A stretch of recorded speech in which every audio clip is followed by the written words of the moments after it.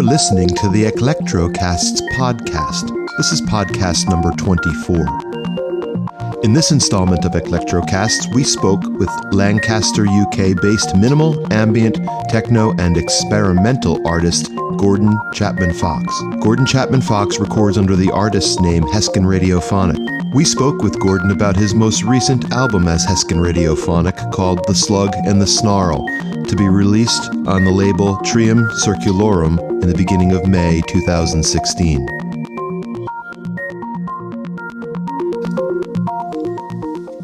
Hello everyone, this is Jeff. Welcome to another edition of Electrocasts. I'm here with Case, and I'm here with Kim. How you guys doing? Doing good. Super. Well, there's enthusiasm. So we're very happy to have Gordon. And Gordon, you may know as Heskin Radiophonic, does a lot of great recordings. How are you, Gordon? I'm very well, thanks, Jeff. How are you? I'm well. We're thankful you're here on the show with us, and we're going to be speaking to you about your music.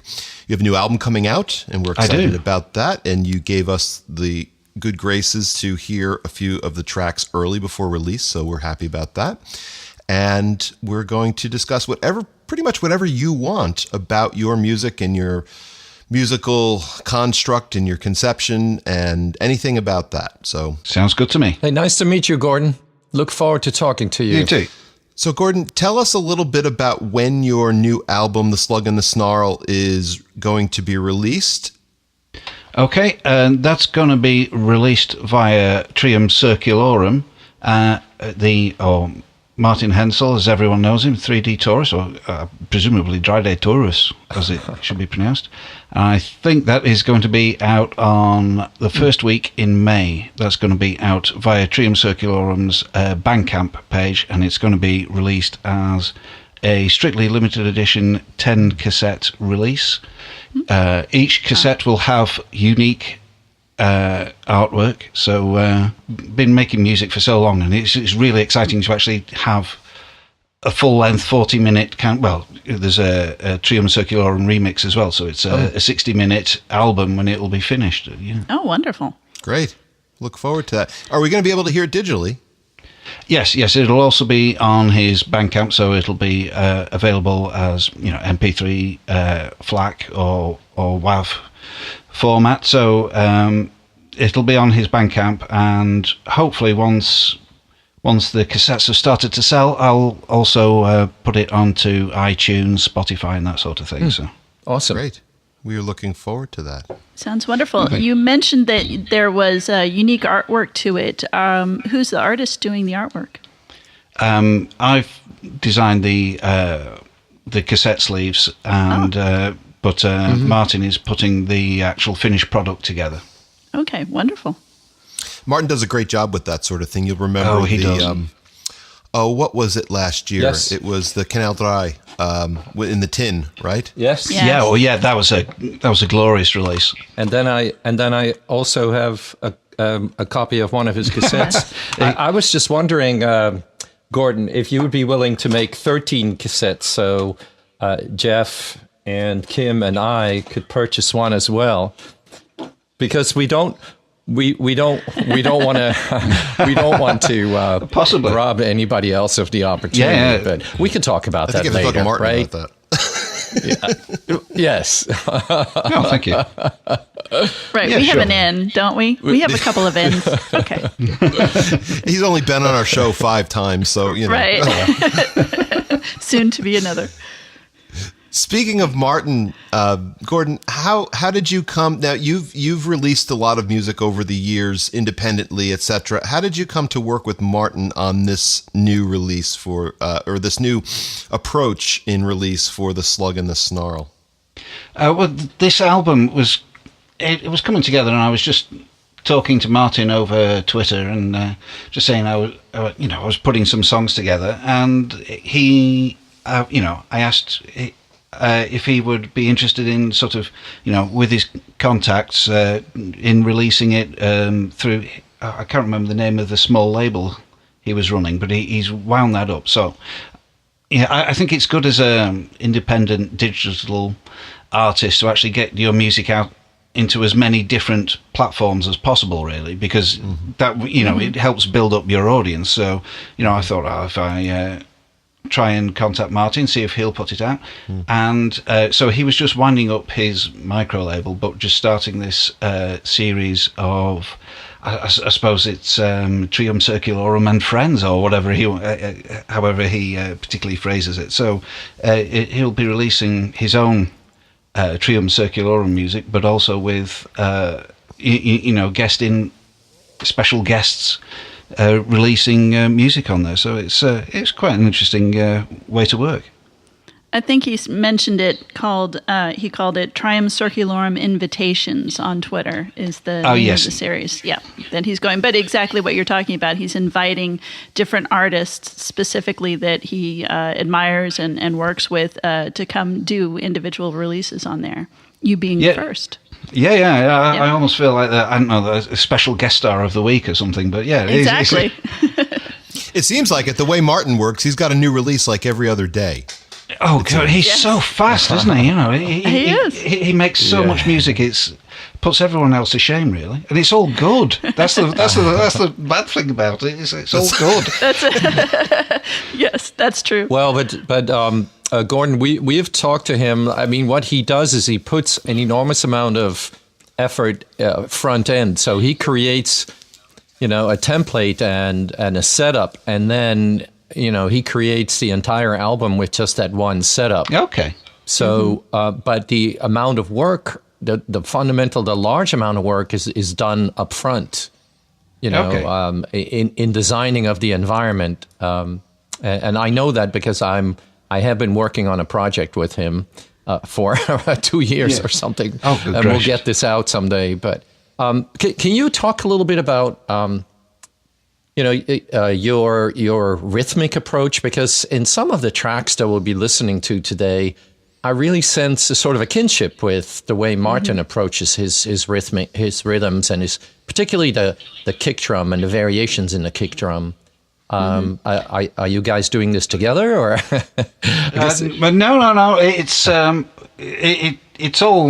It's all my work. Is the album, but it's definitely inspired by Martin and his work, just because there's so much music out there, and he's made so much in the last 2-3 years.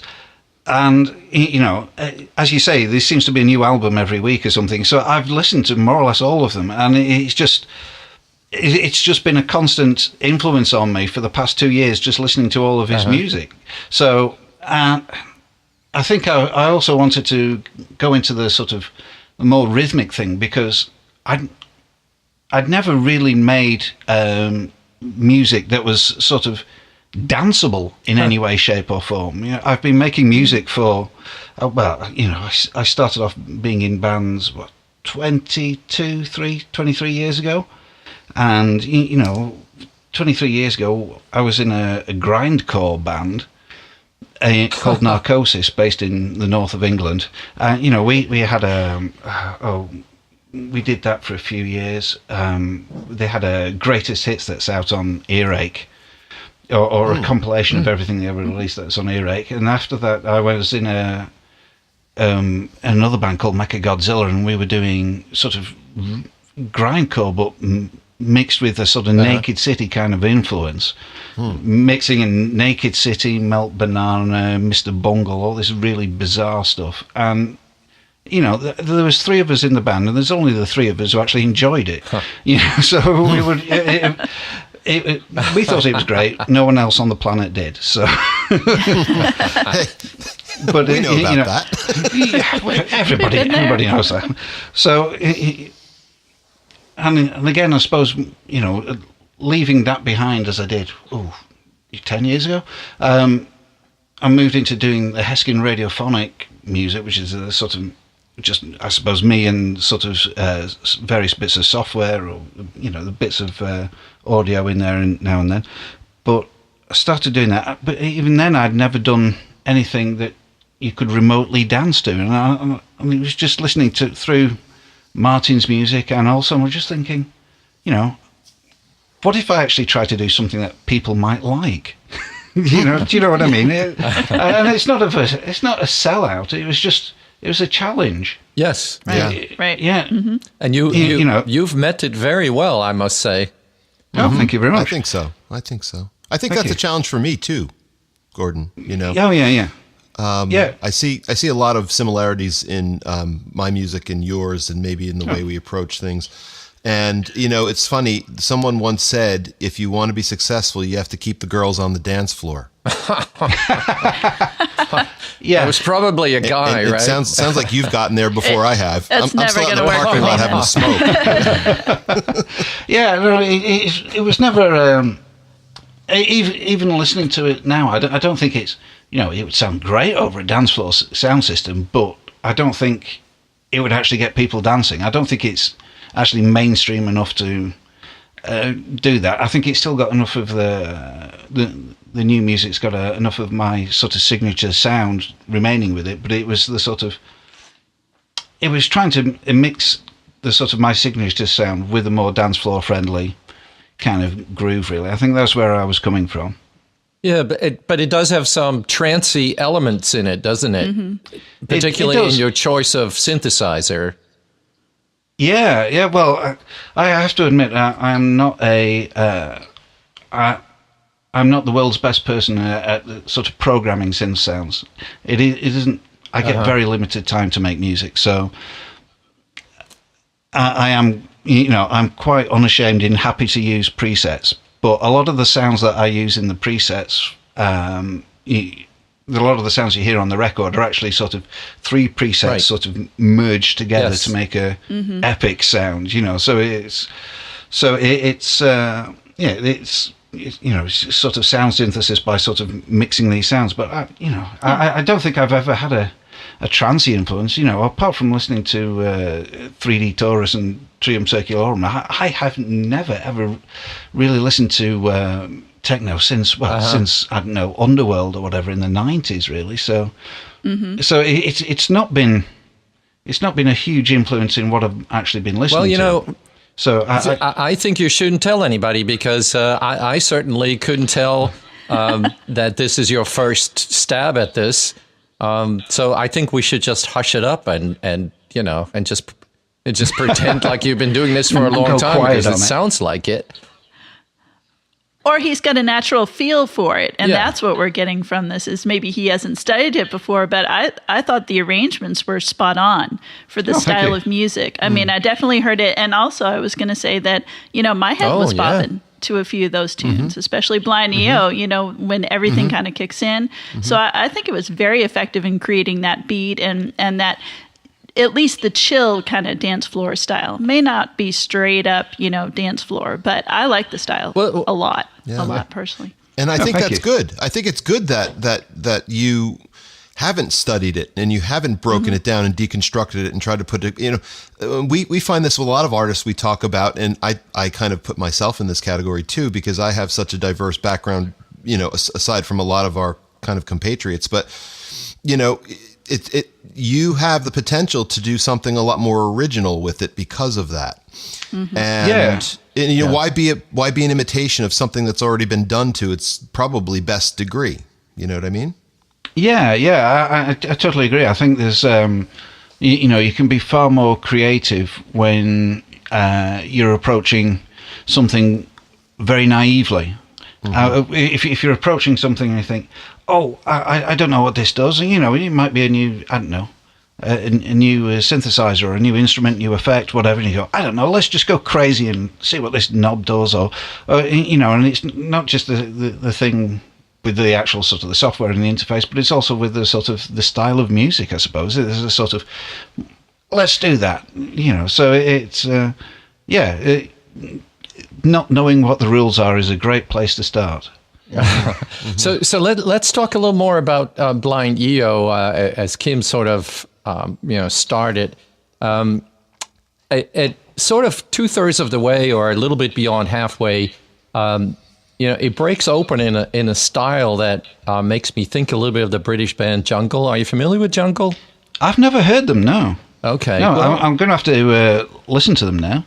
I really like them, but they sing and their harmonies with their music very sort of falsetto-like, or they're very unique harmonies, which is what I like about it.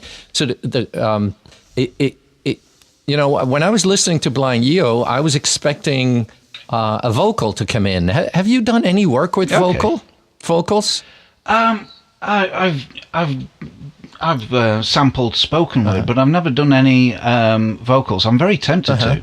Whether that's sort of, I'm not a good singer, but it's if there is somebody out there to work with or something, I'd be interested in sort of seeing what I can do with that and where I can take that. It never occurred to me whilst writing this set of music or Blind Yo specifically, just because I don't know. I think I was trying to. Blind Yo was the very first track that I wrote for the album, and it was the very first one where I was trying to. I wouldn't say sort of steal or Martin Hensel style or anything. But that was the one that was very much in my head, and the rest of the album sort of evolved from sort of working after that. So that was very much the starting point for me getting into the rest of the album. And I think Blind Yo has a very dubby, relaxed feel to it, or a coy even compared to some of the others. Some of the others that we'll talk about later. I think they're quite. Masculine, or even quite butch and threatening in a way in comparison to this, I think, which is it wasn't something that I don't think it's something I ever intend to set out and think, okay, I'm going to make a song that's just like this. I think they always sort of evolve from happy accidents or something, really. So that's I think Blind Yo sort of.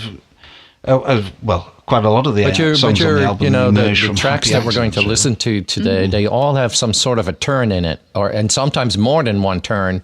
And Blind Yo, now that I know how to pronounce it, has a definite turn in it. In that the last third, a different sensibility emerges, and I think, if I'm not mistaken, the same thing in Hesking. If please correct me. But I think there you have two breaks, and then after the second break, the bass pumps a lot harder and is much more emphasized, and it almost becomes a drum and bass kind of a track. But maybe we can talk a little bit about that later. I'd like to suggest that we take a listen to Blind Yo. Yeah, sure. Yeah, great. So thanks for listening, everybody. We're here with Heskin Radiophonic, and a new album's coming out at the beginning of May. It's called The Slug and the Snarl, and this is a track called Blind Yo.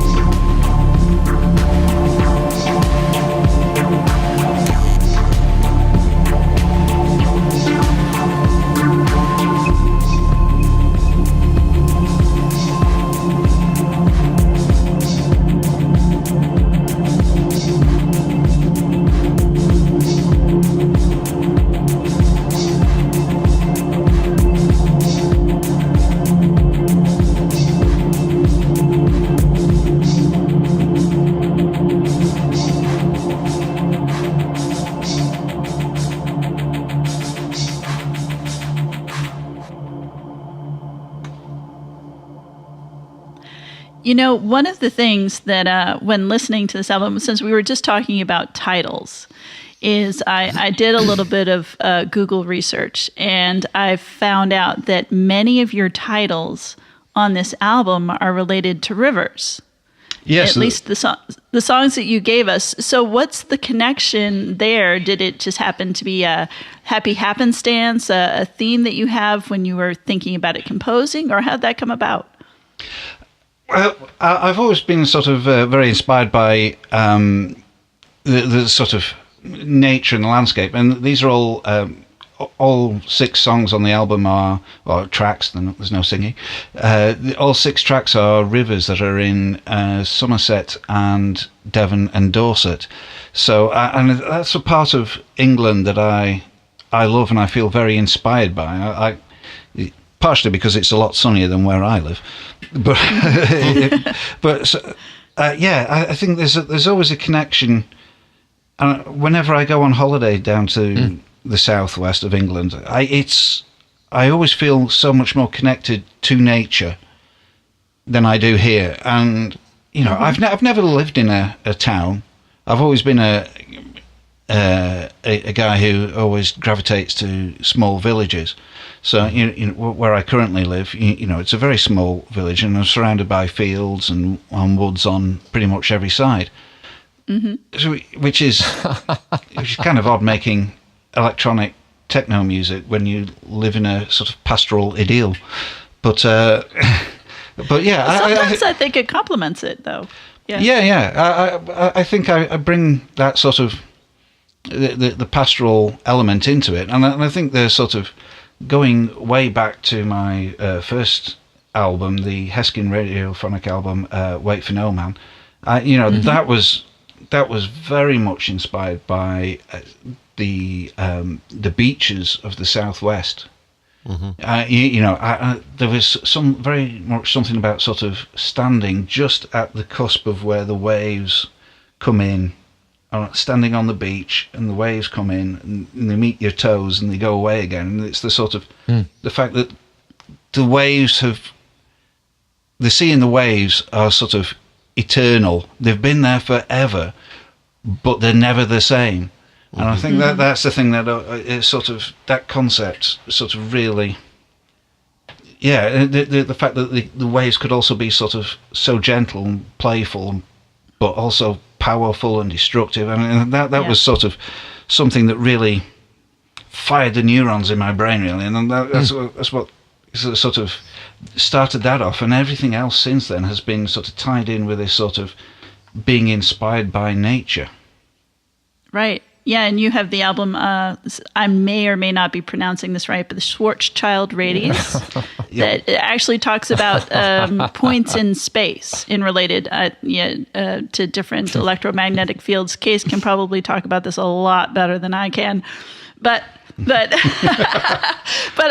thought that was interesting, and kind of another take on the a point, a place related to the natural world, or in this case, kind of outside of our Earth world, at least, that you also kind of were inspired by and tied into it. In that case, being more of an ambient album. The Schwarzschild Radius EP was very much literally inspired by 2001: A Space Odyssey, partially because the music has that same sort of otherworldliness as the music from the film, the Arvo Part music. I'm probably pronouncing his name totally wrong, but the Lux Eterna suite and things like that. That film sort of, that film has inspired my music as much as anything, really, it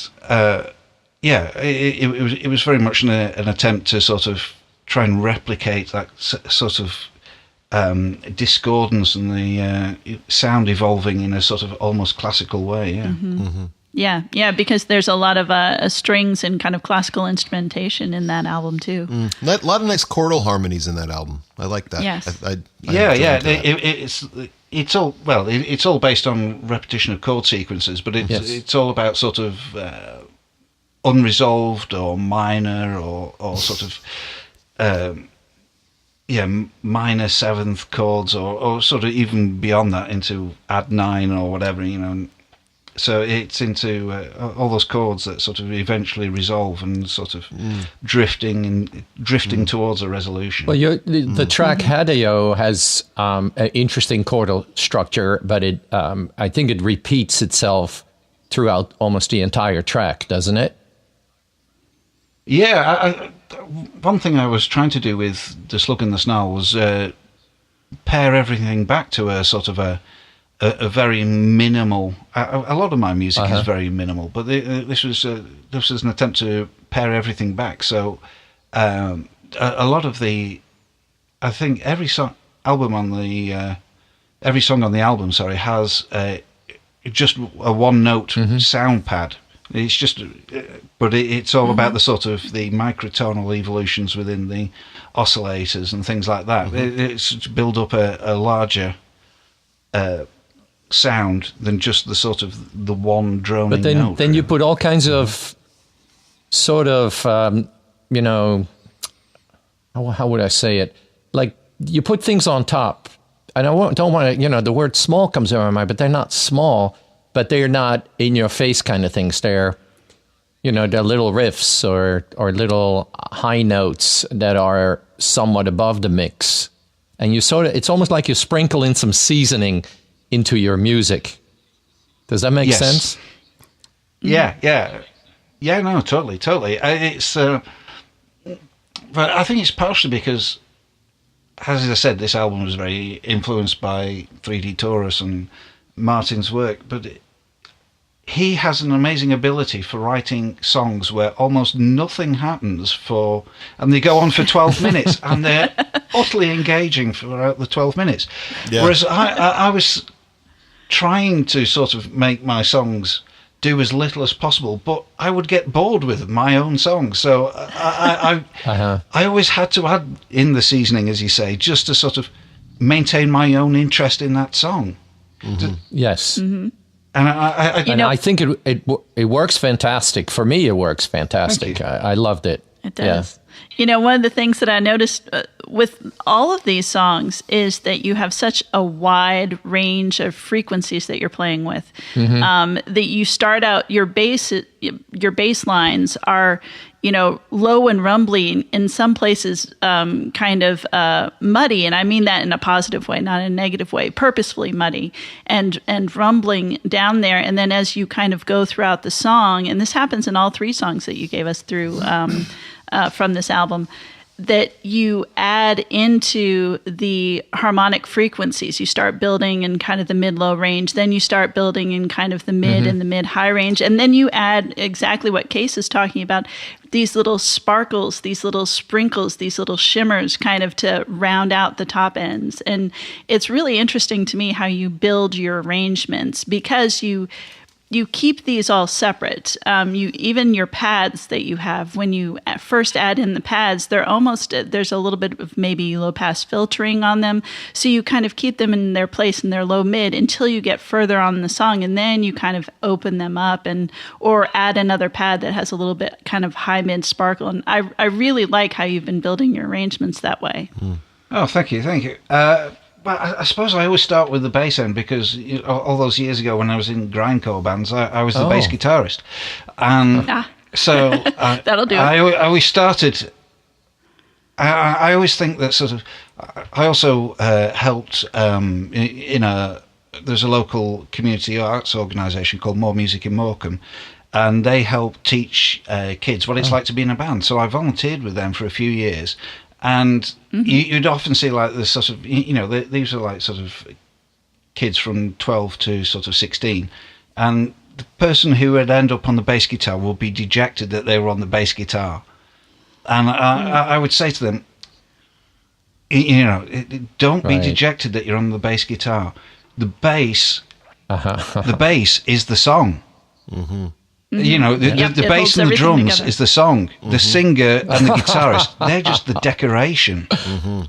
Ignore what they do. They don't matter. It's the bass and the drums. Without that, you just have two egotists going off and doing their own silly thing. That's right. So, so all music comes from the bass and the drums, really. So, Yeah. Hips don't lie. True. No, they don't. Well, but maybe this is why bassists and drummers are often changed in bands so frequently, right? Possibly. But I'm just thinking of Spinal Tap, right, where they keep losing their 6 drummers. Yeah. I know. They kept exploding. Yeah, right. You're right. True. So Gordon, one thing that I was curious about, you had spoken about your love of nature, and I can see a lot of these elements when I listen to your music, and not just the new stuff, but the material that you've done over the past 7 or 8 years too. To me, it's very highly visual, not necessarily filmic. Not necessarily. For some reason, I hear it and I don't say, "Oh yeah, that's got to be film music," but I hear it and it's still very visual. And it seems to me that visualization plays a strong part in your music for me as a listener. I'm wondering if it does for you as well. And are there any other significant life experiences besides your love of nature and the coast, etc., and your surroundings that find their way into your music? I think with this, I think there's a sort of, I don't know, I'm being very English and reserved here, but I don't think there's a lot of personal emotion in my music. My music is all very calculated and controlled. But I think the other sort of, I suppose, visual influences on me, going back to 2001, is, I can't stress how much the sort of, I suppose, the slow zoom ins and zoom outs of Stanley Kubrick. Mm-hmm. That is how I sort of visualize my music, really. There's a shot in Clockwork Orange where Malcolm McDowell's being tortured by Beethoven, and the people are underneath with a billiard table, and it's a very static shot. They're just playing with the one of them's just sort of sending the billiard balls across the table. It's a very artificial, contrived shot, but it's almost like a Caravaggio, but it also has this intent, weight and purpose behind it. And that's how I kind of like almost imagine my music to look. Does that make sense? Mm-hmm. Oh, sure. Well, I did sort of offer the idea that you create turns in your music. So you use the idea of a break, right? In the modern music, there all of a sudden, or it's sometimes it is expected, it stops and then it rebuilds. Yes. And that's kind of like that opportunity to zoom or to make the camera, if you will, go somewhere else. Yes. And I think you do that almost after every break you create. The song takes a bit of a turn. I mean, it's still recognizable, it's still all there, but you put in, you emphasize maybe a different element. So in Hadeo, do I say it correctly? I think so, yes. Okay. I've never heard it spoken aloud, so I don't know. Okay. But particularly the second break, the first break in that track is fairly traditional, if you will. We can even say that of modern music. But the second track, the track or the tune takes a turn, and particularly you bring in a pumping bass line.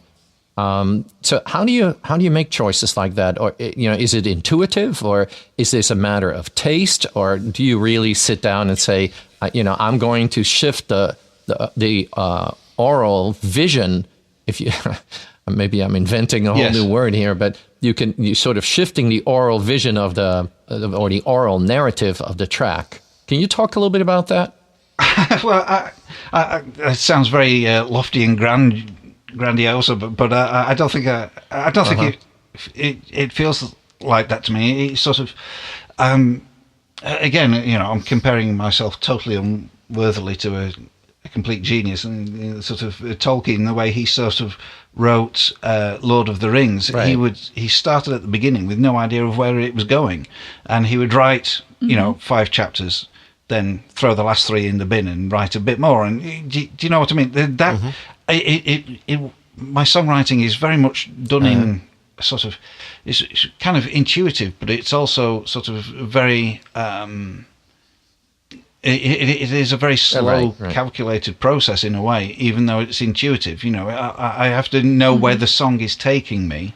Mm-hmm. So it's almost like a reflective process. You create something, then you look back at it, and then you may make changes. Then you go work on it again. Yes, yeah. It's a very slow process. I started, as I say, I started with Blind Yo in sort of October, I think, and it's partially because I get very limited time to actually make music. Sure. Mm-hmm. And so, if I get an hour, 2 hours in a night, I'll make 2 hours worth of music, concentrate on one song, and then I'll actually listen to it over the next week several times and think, okay, that's rubbish, that's not working, I need to go back, or and it sort of evolves slowly that way, but it also sort of goes where it sort of needs to, really. Well, but that is what a reflective or an iterative process is about, right? You start with a seed, and then you live with that for a little bit, and then it'll tell you where else to go. But totally, and that's because you do allow that time. There are people that work on music, and they feel it has to be done today, and you get good music. I'm not saying that will produce bad music, but it's a different kind of result, and it's just procedurally very different. Hey, why don't we listen to Hideo and so that everybody can sort of look forward to finding out what happens exactly during that second break. Indeed. So we're here with Heskin Radiophonic, and from the soon-to-be-released album The Slug And The Snarl, this is called Hideo, here on Electrocasts.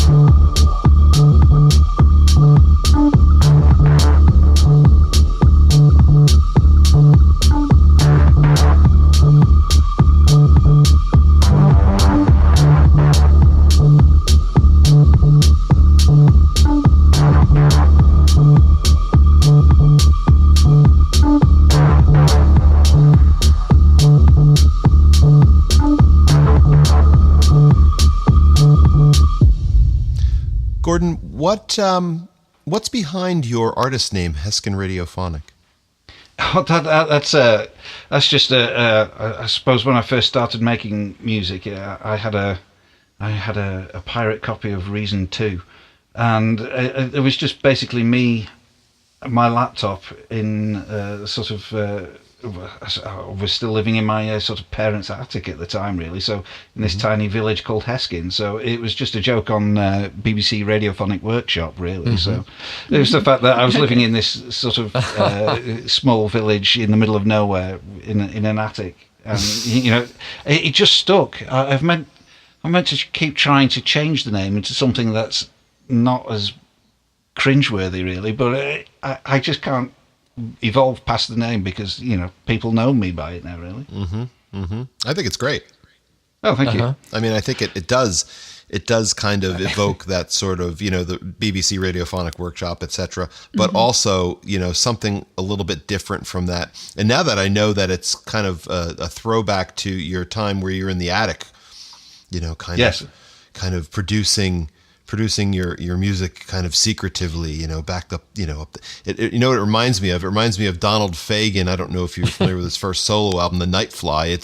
It's based on him being a jazz DJ and talk radio DJ in his parents' house, and it's got the same sort of vibe, and it had that kind of Cold War 50s sort of thing going on and stuff like that. That's kind of what I see you kind of crouching down in your attic, below the window, Yeah.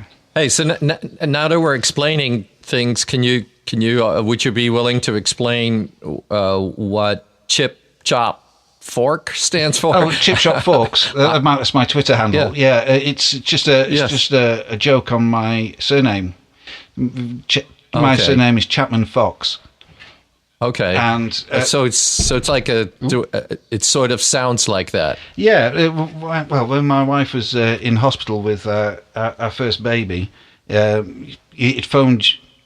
Her name's Heather, and if you phoned the hospital, and it sounded like with the automated phone message, it would say connecting you to Cheddar ChipShopForks is what it sounded like instead of Heather Chapman-Fox. So the ChipShopForks just stuck. That's great. That's really great. cool. And when I see that, I think of a plastic fork that you get at the chip shop. Like those disposable sort of. Oh yeah. Like a spork. Like a sport? Yeah, so it's in a British chip shop, you just have like a little, how long is it? I don't know, 3-inch long wooden fork, 2 prongs. Yeah, with 2 prongs. You use it for eating chips out of a tray on as you sit on the promenade, looking at the waves. So yeah. Thanks for indulging us here. Hey, it's okay. I would love to talk about the third track that you send us, Cam Lam Chu, which, if you say it really quickly, almost sounds Chinese. But when I was listening to this song, immediately right off the bat, the song creates an expectation of something going to happen, or some sort of a opening. It's really like foreshadowing something to happen, and lo and behold, it does open up, and it felt to me like I was in a car ride, and we were just like wanting to open the roof, right, the retractable roof, and then at some point, like the song just, the roof is open and the wind is blowing through the hair or whatever is left of it, but I found it such a cinematic track, and yes, it is danceable, but it is very drivable. I would love to drive through that in my car on that tune, and I probably will, press on the gas pedal a little harder as the song is going along, So what were you after? Talk a little bit about that track. Yeah, thank you. You're an accessory to crime now, that. Yeah. Oh no, but I'm not paying for your tickets.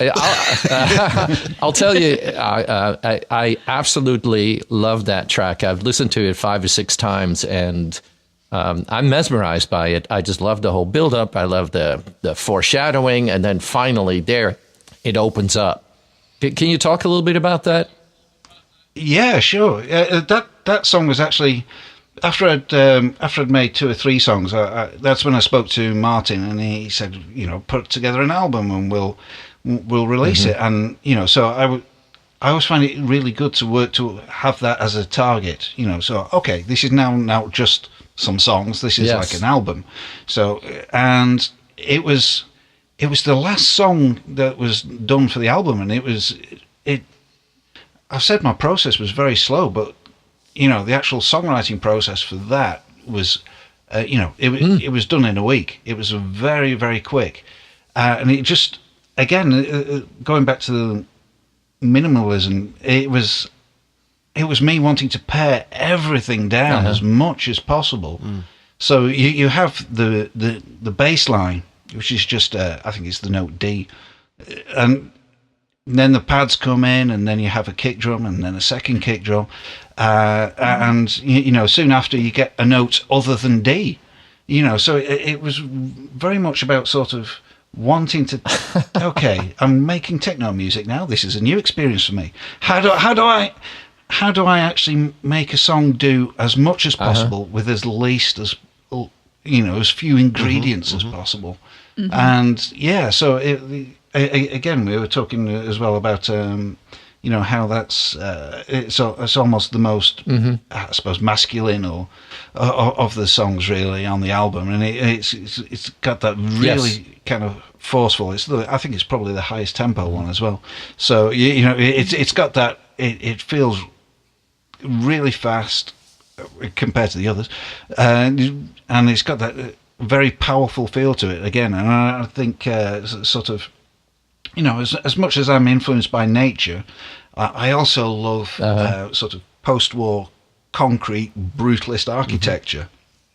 And I think that one was very much drawing on the sort of blank slabs of utilitarian concrete as much as some of the other songs were drawing on the sort of getting back to nature in the southwest of England. That's interesting. These are also river-related titles, but is there a brutalist connection to these particular rivers? No, it's all in a. Once I got so far, it was okay. I need to name it after another river or stream now. So it was just to maintain. There's. I suppose certainly since Snow Blossom and Moon EP, I think one thing I have done, because you know how it is when you're sort of making music. We all do it. You start off and you write song 1. You name your file song 1, song 2, and as much as I am inspired by nature, I do also just think, okay, all right, this collection of songs I'm going to name after rivers. So it just helps me as a sort of. It helps me sort of organize my files, but it also sort of helps me just to sort of create a theme, a hook to hang the album on, really. So you were just going with the flow. There is no sort of, as I say, there is the brutalism, but the sort of the song title is, it's just some rivers. But I'm starting to build a little bit of a reputation of reading far too much into things than there really is. But I agree with Kim. I really compared this track Cam Lamb to a car ride, and maybe the sun bursting through the clouds and the ability to open your roof. But it could very well also be a river ride, and all of a sudden you get into this acceleration, and then you're in white water. Yes. And yes. And I think whether you intend it or not, whether you had the intent or not, particularly this track to me is extremely well suited for people to add their own visualizations. I think it appeals to visual elements, and I think Jeff asked you about that before. And your inspiration is in nature, so there's of course both sound and sight involved in that, and of course also touch. Right, it's important and smell. But but as musicians, we're very interested in sound and sight. So maybe in the future you'll say, yeah, I am visually inspired. No, thank you. Yeah. No, it's, when I go away and listen to my music and sort of when I, in the iterative process, right. When I come back to it, I'm often listening to it in the car. So, as I listen to it in the car, I go, oh, when it gets to that one, I'm like, oh, yeah, let's turn it up a couple of notches and wind the window down. Yeah. Why don't we hear it? Yeah, let's hear it. Great. So, yet another track from the new Heskin Radiophonic album. It's coming out in the beginning of May. You can get it on Bandcamp. And the album is called The Slug And The Snarl. And this is Cam Lam Chew on Electrocasts.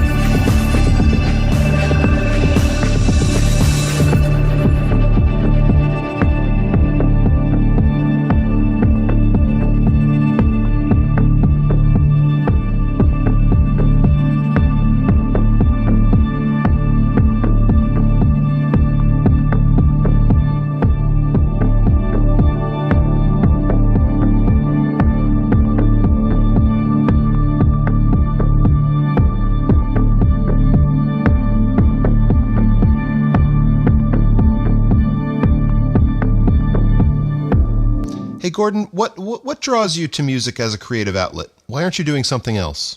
I always am doing something else. I never get the time. But why did you choose music? Yeah, stop making music. You suck. It was not a suggestion, Gordon. No. Well, music. I suppose I've always been around music. Even from a young age. You say music. My wife would quite happily say that I'm more interested in sounds than I am in music. But it's I suppose I've always been around music, and the thing that first got me off of being a musician is sort of like I suppose teenage hormones and thinking, hey, if I pick up the guitar, I can get girls. But which is a plan which utterly failed. But you're married. You're married. Not because of any guitar skills. No. And Case actually met his wife when she was playing guitar, I think. Well, I asked her in very bad English if I could lend her a guitar, and she found that instead of borrow, because in Dutch the words for borrowing and lending, it's like lending to and lending from. So I said, "Can I lend your guitar?" And that's why I've been married to her for 33 years. That's really the main reason. It was my come on line. So use it anytime you want, any of you. So Gordon, anyway, you were drawn to music. You picked up the guitar for a lot of different reasons, but then there was something else, right? Yeah. As I say, I was always interested in sound, and I think even when I was a kid, when I was watching a movie, if I was watching, example off the top of my head, there's an old Clint Eastwood, Richard Burton war film called Where Eagles Dare, and it's very famous in the UK. And there's a bit where the German soldiers are sort of running through this sort of corridor, and it's just the sound sort of the footsteps. So it's got this curious kind of flanging reverb quality to it, and even as a kid, I'd go, that sounds very interesting. So I think I was, I've always been drawn to that, and the sort of one of my earliest influences, I suppose, would be listening to Oxygene or Equinox by Jean-Michel Jarre, but playing with my Star Wars toys while listening to this music, because hey, it's all synthesizers, it's space, but the music just seeped in and stuck, and I make as much music as I can, but I never get it out, and that's the joy of music. So I don't know where it comes from. It just comes from inside of me and sort of tries to force its way out. I think that's true for all of us. What's missing from music today? What's missing? Rawness. I think that's the main thing. I think we've mentioned this briefly on Twitter, but I think the sort of, a Taylor Swift or Katy Perry pop song is so polished. It's like a Hollywood blockbuster that's filled with CGI, and there's no emotional buy-in because it is so polished. In much in the same way that sort of you're watching an Avengers film, you go, well, it's computer graphics. It's the same when you're listening to a song. You just, there isn't the human quality, and that's not just the sort of it's a very high quality production. Using a computer, I think the sort of everything is I'm no one to talk because I just made a techno album that's quantized to hell. But but it's different. But strict quantization works in techno and electronic music because it's artificial sounding. There is no sort of sound artificial. It's the style. Yes, it's the style. But if you've got a song, and I don't know, it applies to sort of rock bands as well. But if it's strictly quantized or locked down to the beat, and there's no tempo fluctuation throughout the song, or if the vocals are too perfect. You go back and listen to the Beatles, and even back in the day when Hound Dog with Elvis, and his vocals on that are ripped raw. It was something like the 17th or 18th take or something of that, wasn't it? And it was, his vocal cords were red raw, and you can hear it. You can hear the passion, whereas everything is so sort of sterile these days. It really, it drives me insane. Yeah, I think you hit the nail on the head when you're talking about missing that connection, in part because of trying to make it too perfect. And getting back to the songs that you gave us today, and that's not saying a quality thing. I think they're top-notch quality, but in your pads, you have a little bit of detuning. You have it's not incredibly sheeny, perfectly triad. There are little bits of dissonance that kind of happen in there that gives you that interest, that gives you that non-perfection that people connect to. Even though it's a techno music, and as you said, the beats are quantized, you have elements in there that are not. And I know what you're talking about. Sometimes when you get pop music and it's so polished, it has such a sheen that you really miss that imperfection, because that's what catches our ear. Really, that's what makes the connection for us, is imperfection. Yeah, and there's also, there is also a huge element of, I think this Swedish pop factory or whatever that churns out these hits. I think there is such an element of the fact that it does feel churned out. You listen to a song and you think, hang on, Raw by Katy Perry off the top of my head, that's got the same chord sequence all the way through. It just does the same thing constantly, and you think there is no variation to it. It just feels so easily churned out. And you think, I've got this nice chord sequence. It's been used on 50 songs before, but it doesn't matter. But Gordon, the same criticism has been leveled against electronic music.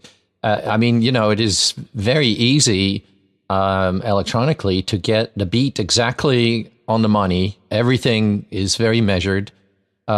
But what I hear you say is that you're looking for ways to make it more organic. So even using those tools, but how can you make it more organic? Yeah. And I think the sort of, with electronic music, I think it's different. We were just saying it can be quantized because it is artificial, it is electronic. But I think there's also, it is so easy to be very predictable and very linear thinking and just fall into a standard pattern, especially with electronic music. I made most of this album in Logic because it's got a linear sequencer as its default. I think if you're using something like Live or Bitwig, it's so easy to get into it's a loop. And just think in terms of loops, whereas I think, I know they both have the sort of the linear sequences, but I think it's so easy to be stuck in that loop mode. Whereas when I'm making it in a sort of a linear fashion, it plays out more naturally. In my songwriting process. I was just going to ask one quick question about that. Is that, so do you feel like, because, one of the things that happens in all of these songs from this album is that there's a build. It's like you're telling a story. There's a story arc. And I think Case was hitting on that, when he was talking about pressing down the accelerator in the car ride. So do you feel like your way of producing the music using Logic as opposed to something that's more loop-based, do you think that helps create that overall arc, or helps facilitate that perhaps? I think it does. I think it's also, I think previous to this is, I think this and the a previous 2-track single I did that was out on Fwonk, those were Logic, but before that I'd used Ableton Live, and I'd used that as in a sequential sense, the linear sense rather than the actual loop mode. But I don't think I think Logic helps me get down that line. But I think the sort of the way that the songs build, even when I was doing just sort of pure ambient drone, there are great albums out there where it just sort of stays on a level throughout, and elements fade in, fade out, and it's all, and it's very microtonal, or there are very few variations, and those albums are fantastic. But I can't make that music, even if I'm trying to be as minimal or as ambient as possible. My songs have to have a destination. They have to. They can't just sort of meander. They have to sort of. There is a purpose to them all. And I was, what is the purpose of this song? What is it going towards? And it is a bit of a. I think it is a cliche I try and fight against within myself. Is the fact that okay, you go into it's another crescendo to another climax of a song, and I try and fight that. And I think that's going back to talking about Hadio with the breaks in there and putting that bass line in there. That was me trying to. I wasn't trying to raise it up a notch. I was just trying to change the tempo and shift the gear. And I suppose even back when we were, in a Mechagodzilla and making grindcore inspired by Naked City and throwing stupid bits of jazz or pop or whatever into the middle of a song, we're always sort of like, okay, you're expecting us to turn right, we're going to turn left. And that's always been a thing in my music, I guess. It's a really nice way of just getting attention for the track, right? Particularly if there's repetitive elements. And then, and then there is you create an expectation that after a break, it will just sort of pick up again. And then you just you steer it in a different direction. And it's a really nice way and a creative way, and I think a very effective way of getting attention for the track, rather than totally. It becoming, something that just is in the background. As a listener, you have to go and listen to it. Gordon, I think on your Bandcamp site, you say that you, besides Logic, that you like to use a Native Instrument Complete plugin. Now, you sent us one more track. I think it's called the Suffolk Owl. Are you using the native instruments there for the piano? Are you using the Contact? Yeah, that's because a lot of my music. When you were talking to Albinos of Northfield, he was saying everything is on his iPad and everything is field recorded through his iPad and looped in his kitchen. Whereas everything I do is sort of created within the actual desktop computer. So it's all in the box, but. For something like the Suffolk Owl, which is, I suppose, represents my some of my more ambient or even folky music, really.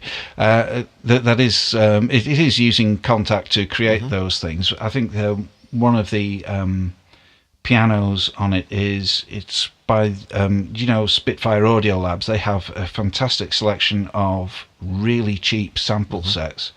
They called their labs, and they have sort of out of tune pianos recorded from across the room, and you buy it, and it's, I don't know, £2, $2, whatever. And so I just love the sound of all of those. They just have this fantastic organic sound. So a lot of the sounds on that are from there. But with the Suffolk Owl, and I have 2 songs so far for this Madrigals project, which is again, it's very much inspired by nature, but it's also wanting to sort of change gear again from doing the sort of straightforward hard techno. Change gear again into doing something that's quite different. I mean, the reason why I brought it up is I just wanted to sort of link with our prior conversation, and that is you're using, those kinds of plugins have a lot of sampled instruments. So they're actually little wave files of real recorded pianos or real recorded drums, or and it turns it so when you play it. And I personally am very fond of using those instruments. It really feels like you're not in a techno environment. You just, your computer just becomes a conduit. And we've talked about things like Iris and things like Alchemy, which are all tools that are based entirely on sampled sounds and are then manipulated, and you can play them as a keyboard. So, yes. So I just wanted to bring that up because I think that that gives all of us an opportunity to express in a more organic or natural way sort of the same elements that you talked about before. And in the Suffolk Owl, you do a very nice job. And again, it begins almost as a lullaby, I would say. It's a very sweet and tender track. Yes. But then at some point, some sort of string sound, which almost to me sounded like distant bagpipes, but not the annoying, drony bagpipes, but sweet, light bagpipes. I hope I didn't upset anybody by calling bagpipes annoying. Yes. No. I like that. It kind of sounded like a hurdy-gurdy to me. Oh, a hurdy-gurdy, yes.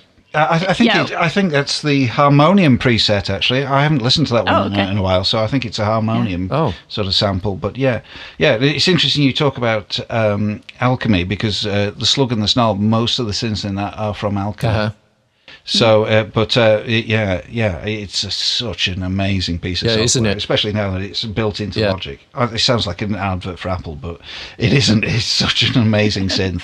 Before we go right out with Suffolk Owl, I would love to hear your ideas about not being pigeonholed in a particular genre as an artist. And it seems like throughout our entire conversation today, you make great effort to keep your interest broad and to keep your music broad. Do you experience like sort of being pigeonholed, like people now expect you? I mean, you came out of sort of a grungy grind, I think you called it, background. Now we're sharing some techno style tracks, and then the last track we're going to listen to is completely different again. So what is it in you that you are looking, to not hang out in one genre? It's I suppose in some respects I see it as kind of an evolution with my my earlier Heskin Radiophonic music going from Wait for No Man through to Schwarzschild Radius. I think there's an evolution there. Mm-hmm. But after I did Schwarzschild Radius, I thought that album or EP worked really well for me. I thought, I love all those sort of the chords that eventually resolve with the sort of arpeggios floating in and out over the top. And that really worked for me. And I thought, okay, that was a fairly, I understand how that music works. Let's make it again. And I couldn't make it again. It was like lightning had struck when I was making that, and I just every time I did make it again, I was like, I've done that. I don't want to do that again. And it's partially sort of it's partially about having a huge range of influences, everything from the sort of, as we say, the grindcore metal kind of thing, all the way through to jazz, classical. Or even just the sounds in movies, as we've been talking about. It's all of these things come in and come together, and I think, well, okay, I think I've mined that scene till it's exhausted. Okay, let's just change up the direction. As we said before when we were talking about going for a techno sound on the Slug and the Snarl. That was partially inspired by working with 3D Taurus, but also, or listening to 3D Taurus. I think it was also inspired by, last year I did a remix for a local band called the Lancashire Hot Pots, who do sort of comedy folk songs about living in the north of England, but they also talk about, they talk about sort of how horrible it is to go to IKEA or Wi-Fi teething issues or whatever, but in a folk background. So they're a great bunch of guys. I knew them years ago in St Helens. So they had a new album that was coming out. It was going to be on iTunes. So I said, would you like a remix? So I did a remix, and it was of one of their songs, and that was a techno thing. And I thought, oh, I actually quite like that. And that was the thing that sort of, that combined with the 3D Taurus influence, it just sort of, okay, that's it feels like I'd been sort of, I don't know, writer's block or whatever for years. And it just felt, okay, the door has opened and I see green meadows beyond, and I can, there's something where I can go and ply my craft, really.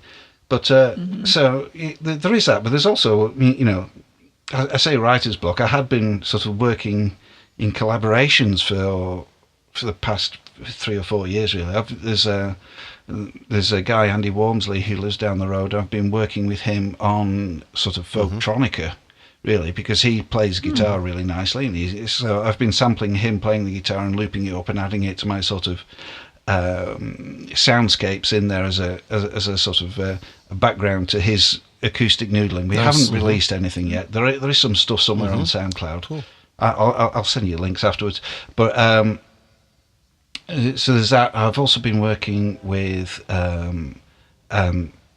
Echo Sonic and Vasco the Pig, who also have released stuff on Funk Records. We worked several years ago. We did an album called ourselves Viejos Hombres de Abejon, which is Spanish for the old men of drone, I believe. So my Spanish isn't very good. Right. So, that sort of, we started off making ambient drones, and the album just descended into full-on noise.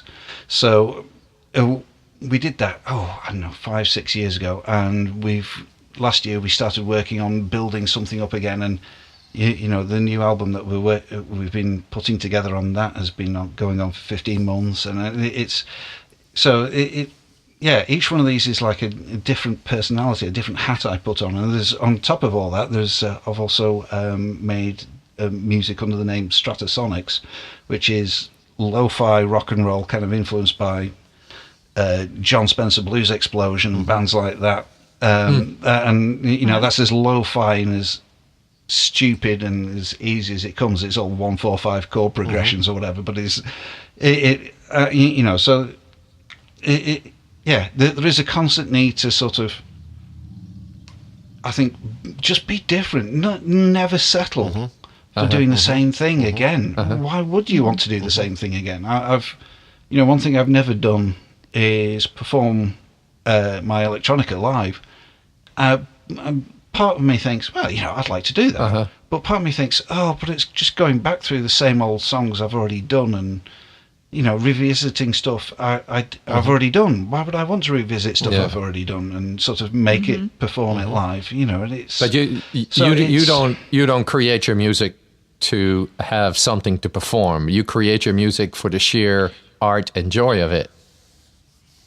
Yes, for the thrill of the creative process, and I think, and the creative process can go on for months, because even if it's sort of, I don't know, adjusting the compressor ratio or whatever on a mix bus, it's sort of, you're still sort of engineering that sound and making it fresh, and you go, okay, that sounds totally different with that setting on. But it's all about the tonal quality of it, the timbre, and maintaining a fresh interest in that throughout the actual organising of the song, really, the writing process. All right. Hey, thanks so much for indulging our questions. It's been a pleasure. This was a lot of fun, and thank you. So we've been speaking with Gordon, and Gordon you may know as Heskin Radiophonic. New album's coming out. Get it on Bandcamp the beginning of May, called The Slug and The Snarl. And he's working on, as he just mentioned, another project, a little bit more pastoral. And the song we're going to hear now and ride out on is called The Suffolk Owl. Thank you, Gordon. Thank you very much, guys. Thank you. Thanks, Gordon. Play something. The pleasure was all mine. Thank you so much, guys.